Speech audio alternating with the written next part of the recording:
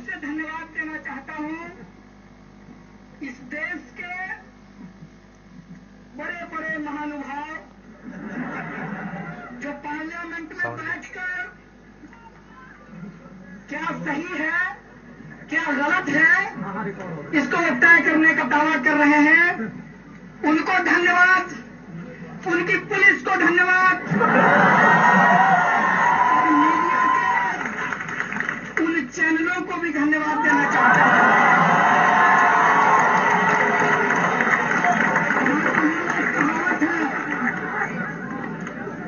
हमारे यहाँ कहावत है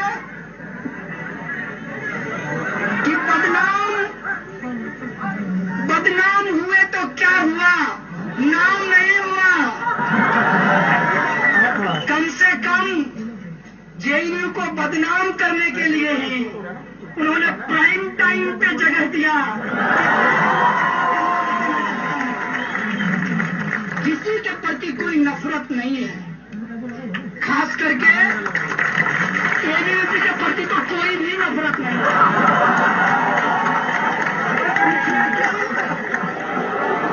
वो इसलिए कि हमारे कैंपस का जो एबीवीपी है वो दरअसल बाहर के एबीवीपी से ज्यादा रेशनल है। मैं कहना चाहता हूं वो सारे लोग जो अपने आप को राजनीतिक विद्वान समझते हैं तो एक बार पिछला प्रेसिडेंशियल डिबेट का जो हालत हुआ है एबीवीपी के कैंडिडेट का उसका वीडियो देख लीजिए साहब। और जो मोस्ट इंटेलेक्ट पर्सन है इस देश में एबीवीपी का, जो जेएनयू का एबीवीपी है, उसको जब हमने पानी पानी कर दिया तो देश में आपका क्या होगा इसका अंदाजा लगा सकते। इसीलिए एबीवीपी के प्रति कोई दुर्भावना नहीं है, क्योंकि हम लोग सच में लोकतांत्रिक लोग हैं। सचमुच का संविधान में भरोसा करते हैं। इसीलिए एबीवीपी को दुश्मन की तरह नहीं विपक्ष की तरह देखते हैं।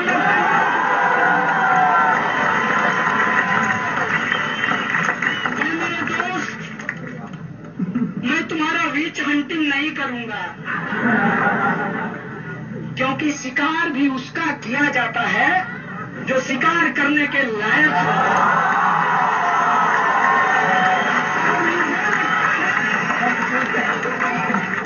कि ये जो तमाम प्रक्रिया हुई है, मैं पहली बार कसम से, ये उस कहावत की तरह नहीं है कि सावन में पैदा हुआ और भादों का बाढ़ देखकर कहा हो कि इसी बाढ़ नहीं देखी।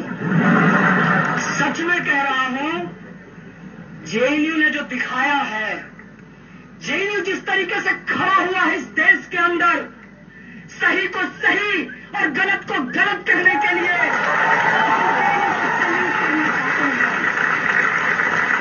और मजेदार बात यह है कि ये स्पॉन्टेनियस है। और ये बात मैं इसलिए कह रहा हूं क्योंकि उनका सब कुछ प्लान्ड था, हमारा सब कुछ स्पॉन्टेनियस है।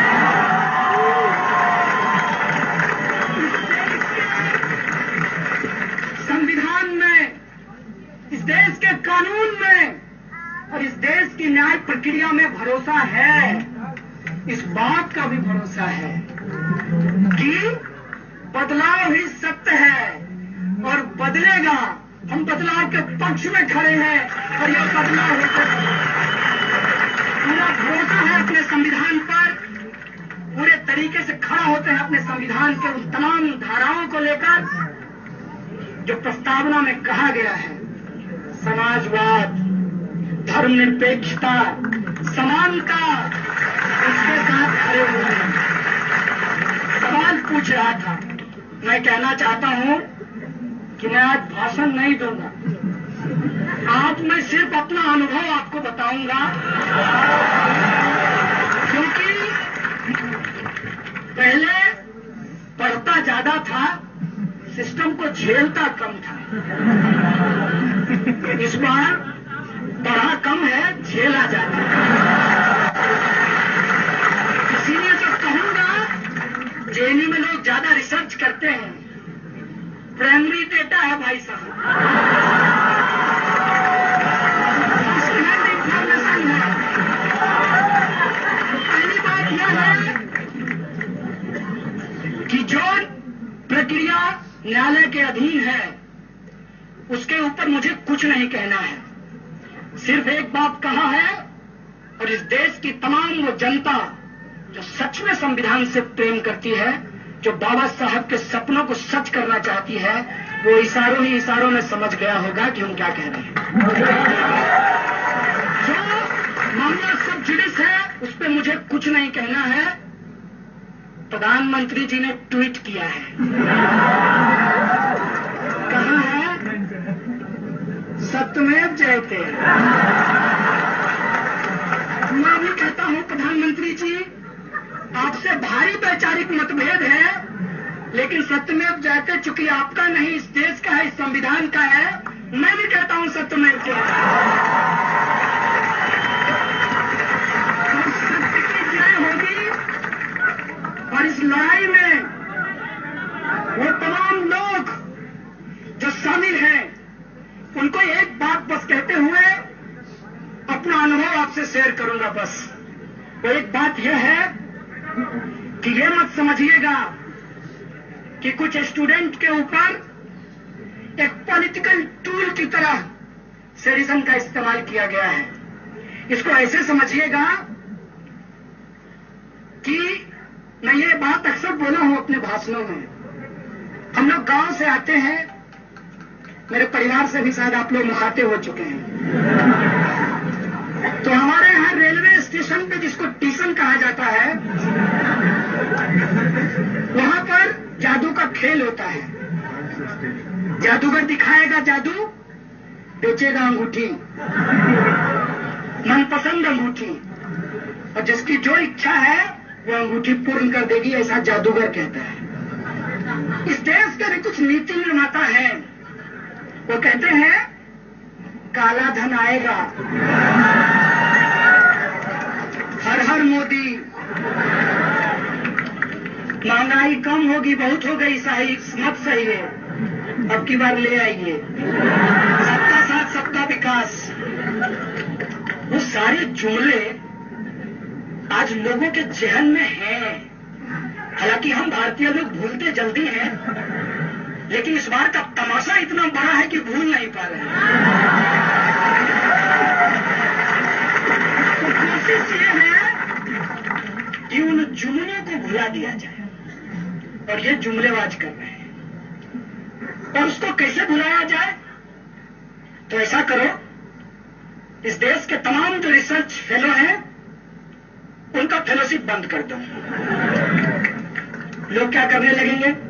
कहेंगे फेलोशिप दे दीजिए, फेलोशिप दे दीजिए। फिर कहेंगे कि अच्छा ठीक है, जो 5,000 और 8,000 देता था वही कंटिन्यू रहेगा। मतलब बढ़ाने का मामला गया। बोलेगा कौन? जेएनयू। तो जब आपको गालियां पड़ रही है, चिंता मत कीजिएगा, जो कमाए हैं वही खा रहे हैं आप लोग। इस देश में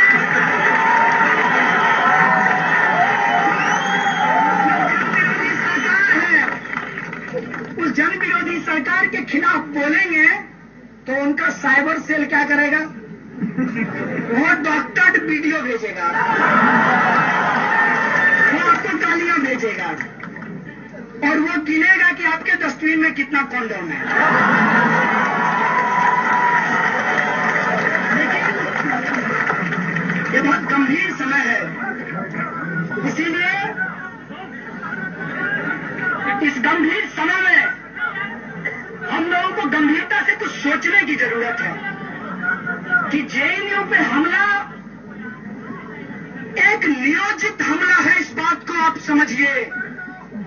और ये नियोजित हमला इसलिए है कि आप ऑक्यूपाई यूजीसी मूवमेंट को डिलेजिटिमेट करना चाहते हैं। ये नियोजित हमला इसलिए है कि आप रोहित वेमुला के जस्टिस के लिए जो लड़ाई लड़ी जा रही है, उस लड़ाई को आप खत्म करना चाहते हैं। जेएनयू का मुद्दा इसलिए प्राइम टाइम पे चला रहे हैं माननीय एक्स-आरएसएस, क्योंकि आप इस देश के लोगों को भुला देना चाहते हैं कि मौजूदा प्रधानमंत्री ने 15 लाख रुपया उनके अकाउंट में आने की बात कही थी। लेकिन एक बात मैं आपको कह देना चाहता हूं, जेएनयू में एडमिशन पाना आसान नहीं है, तो जेएनयू के लोगों को भुला देना भी आसान नहीं है। आप अगर चाहते हैं कि हम भुला देंगे, तो हम आपको बार बार याद करा देना चाहते हैं कि इस देश की सत्ता ने जब जब अत्याचार किया है, जेएनयू से बुलंद आवाज आई है और हम उसी को दोहरा रहे हैं। हम हमारी लड़ाई को डाइल्यूट नहीं कर सकते। क्या कह रहे हैं? एक तरफ देश के सीमाओं पे नौजवान मर रहे हैं, मैं सैल्यूट करना चाहता हूं उनको जो लोग सीमा पे मर रहे हैं। मेरा एक सवाल है, जेल में मैंने एक बात सीखी है कि जब लड़ाई विचारधारा की हो तो व्यक्ति को बिना मतलब का पब्लिसिटी नहीं देना चाहिए। इसीलिए मैं उस लीडर का नाम नहीं लूंगा। बीजेपी के एक नेता ने लोकसभा में कहा कि नौजवान सीमा पे मर रहे हैं। मैं पूछना चाहता हूं कि वो आपका भाई है या फिर इस देश के अंदर जो करोड़ों किसान आत्महत्या कर रहे हैं, जो रोटी उगाते हैं हमारे लिए और उन नौजवानों के लिए जो उस नौजवान के पिता भी हैं, उसके बारे में तुम क्या कहना चाहते हो?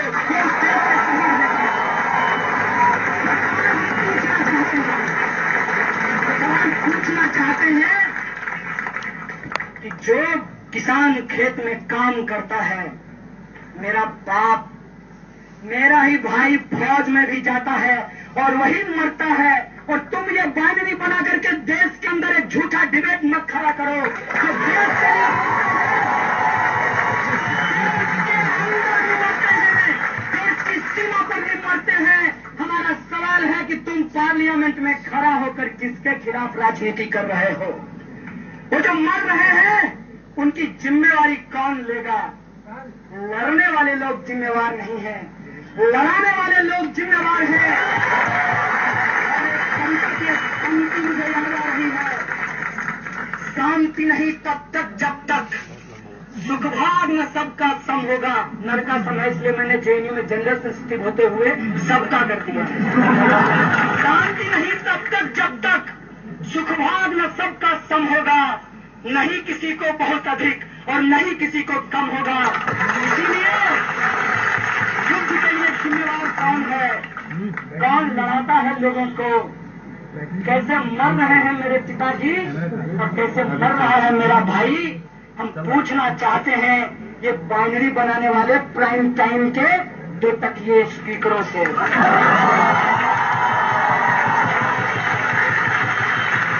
इसके अंदर जो समस्या है, क्या उस समस्या से आजादी मांगना गलत है? ये क्या कहते हैं, किससे आजादी मांग रहे हो? तुम ही बता दो कि क्या भारत ने किसी को गुलाम कर रखा है? नहीं, तो ऑब्वियसली भारत से नहीं मांग रहे हैं। भारत से नहीं मेरे भाइयों, भारत में आजादी मांग रहे हैं।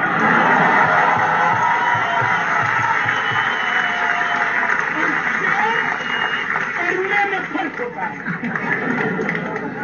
अंग्रेजों से आजादी नहीं मांग रहे हैं, वो आजादी इस देश के लोगों ने लड़ करके लिया है। अब मैं अपने अनुभव पे आता हूं। पुलिस ने हमसे पूछा कि आप लोग लाल सलाम कर रहे हैं।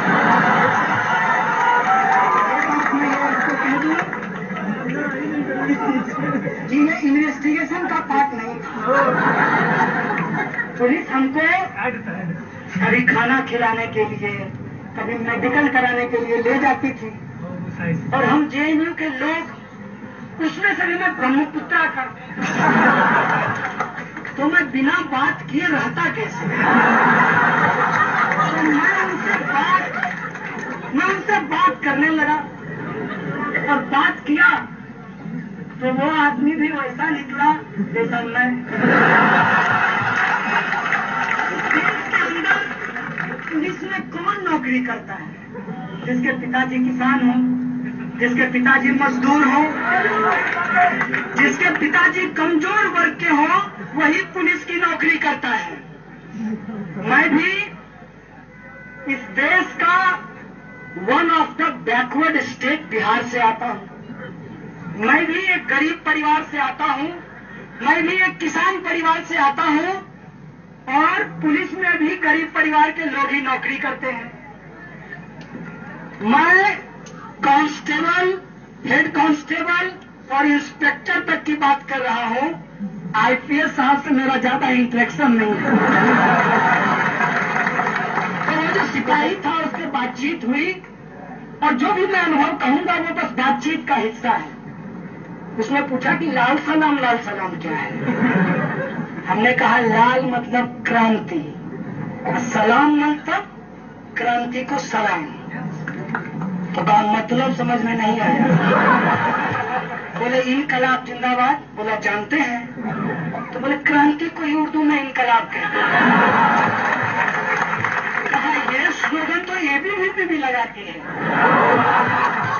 हम बोले अब समझ में आया कि वो नकली इनकलाबी है, हम असली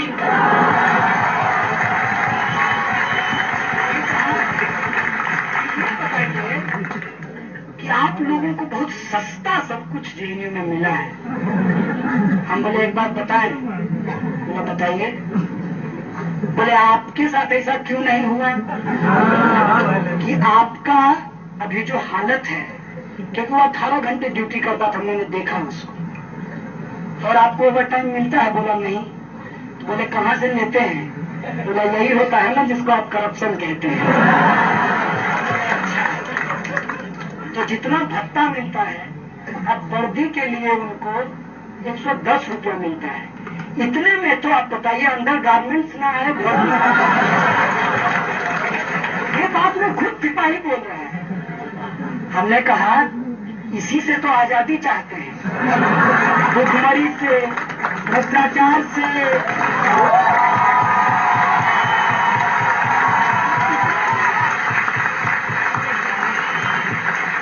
हरियाणा में एक आंदोलन शुरू हो गया, और आप सब लोग जानते हैं कि दिल्ली पुलिस में ज्यादातर लोग हरियाणा से आते हैं। मैं उनको बहुत सैल्यूट करता हूं क्योंकि वो बहुत मेहनती लोग होते हैं। तो हमने कहा ये आरक्षण, बोला जातिवाद बहुत खराब है। हम बोले इसी जातिवाद से तो आजादी चाहते हैं। बोला इसमें तो कोई गलत नहीं है, इसमें तो कोई देशद्रोह नहीं है। हम बोले आप ये बताइए कि सिस्टम में सबसे ज्यादा पावर किसको है? बोला हमारे डंडे को। हमने कहा बिल्कुल सही बात। क्या आप ये डंडा अपनी इच्छा से चला सकते हैं? बोला नहीं। हम बोले सारा पावर किसके पास चला गया? बोला जो फर्जी ट्वीट पे स्टेटमेंट दे रहा है।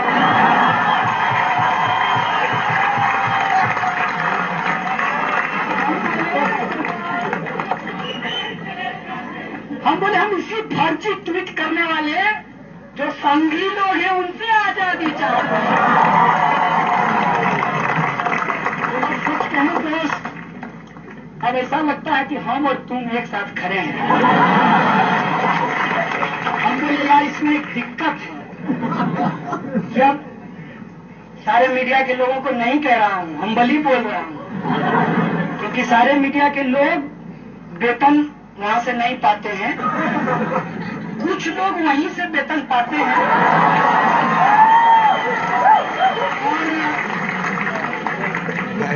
मीडिया में काम करते करते, उधर पार्लियामेंट में रिपोर्टिंग करते करते अंदर जाने के प्रयास में है, तो उन लोगों ने ही ना ऐसा माहौल बना दिया है कि हम आपसे 1 to 1 बात करते हैं और वो देखिए सनसनीखेज ऐसा कर दिए हैं। सच कहो दोस्त, तो मेरी तो ये इच्छा हुई थी कि जब तुम आओगे, क्योंकि तुम्हारा नाम FIR में आ गया था, तुम बोले FIR से पहले ABVP के पर्चे में आ गया। ABVP का पर्चा में पहले नाम लिख दिया था हम तमाम एक्यूज का, FIR में बाद में नोट हुआ है। बोले हम सोचे थे तुम आओगे तो बहुत पीटेंगे, लेकिन तुमसे बात करके मेरी इच्छा हो रही है कि मैं उनको जाकर के पीट दूं।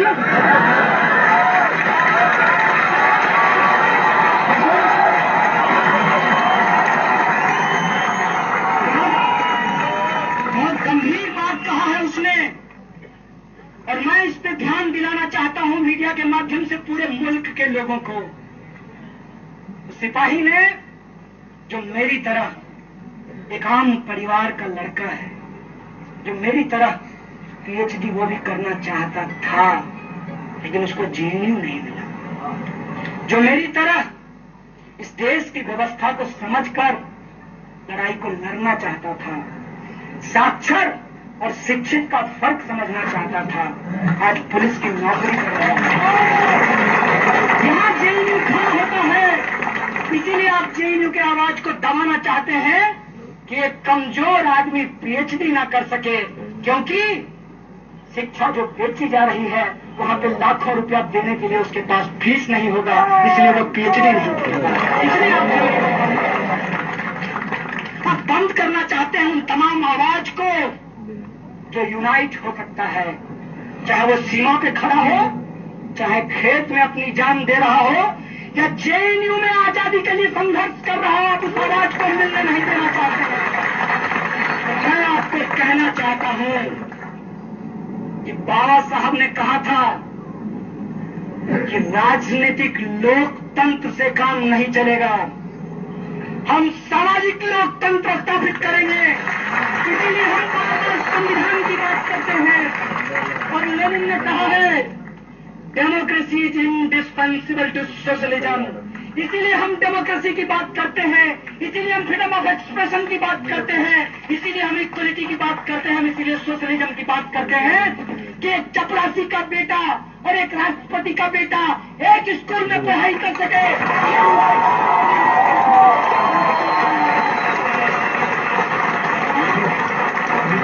समाज को बढ़ाना चाहिए, लेकिन क्या इत्तेफाक है, विज्ञान में कहा गया है कि आप जितना दबाओगे उतना ज्यादा प्रेशर होगा, लेकिन इनको विज्ञान से कोई लेना देना नहीं है,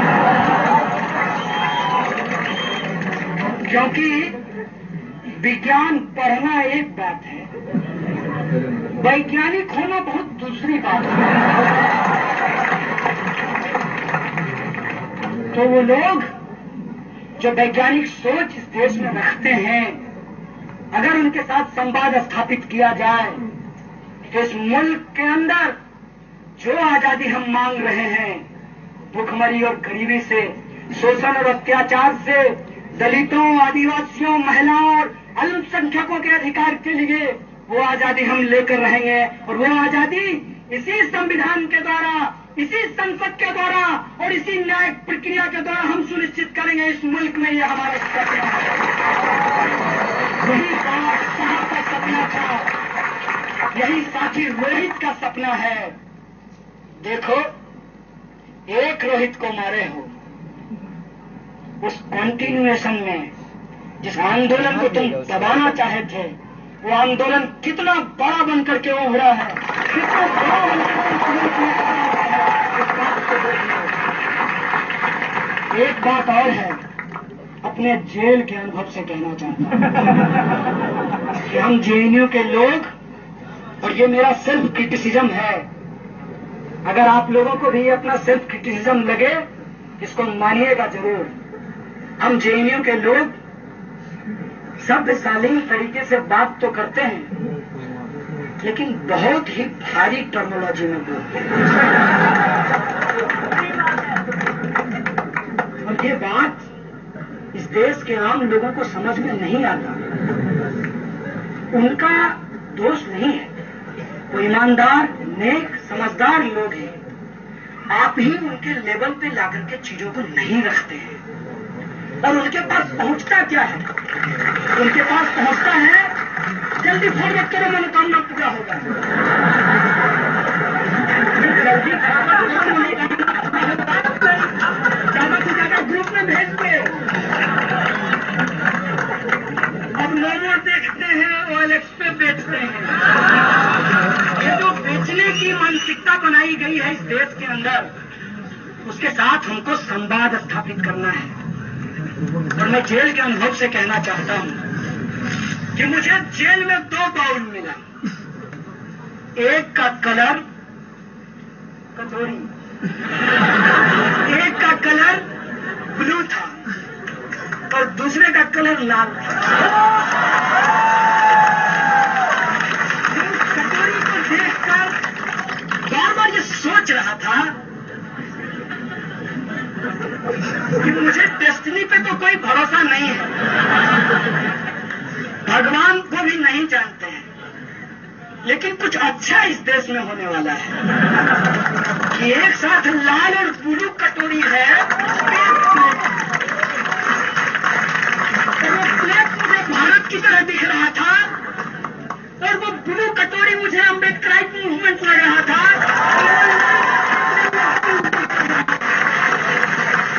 मुझे लगा कि अगर इसकी यूनिटी इस देश के अंदर बना दी गई, सच कहते हैं, अब नो मोर देखते हैं, बेचने वाले को भेजते हैं, बेचने वाला नहीं चाहिए, सबके लिए जो न्याय सुनिश्चित कर सके हम उसकी सरकार बनाएंगे। सबका साथ सबका विकास, हम सचमुचता स्थापित करेंगे।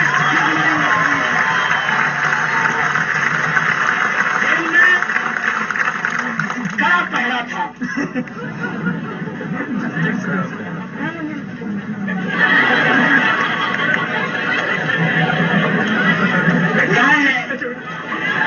आपके लिए चना लेकर आए हैं। और एक कहावत है, जब तक जेल में चना रहेगा आना जाना लगा रहेगा। हालांकि बहुत देर हो गया है जेएनयू के लिए, बहुत दिनों के बाद जेएनयू के स्टूडेंट को जेल भेजा गया है, काफी लंबे समय के बाद। क्योंकि काफी लंबे समय के बाद एक मजेदार बात बता देता हूं, उससे जुड़ा हुआ है।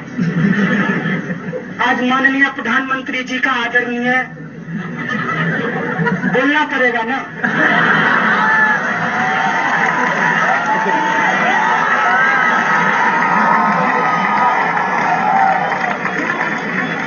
इसको गिरफ्तार करके फिर से एक्सट्रेडिशन लगा दिया जाएगा। तो माननीय प्रधानमंत्री जी कह रहे थे, स्टालिन और खुर्शेव की बात कर रहे थे। मेरी इच्छा हुई कि मैं टीवी में घुस जाऊं और उनका सूट पकड़कर कहूं, मोदी जी थोड़ी हिटलर की भी बात करिए।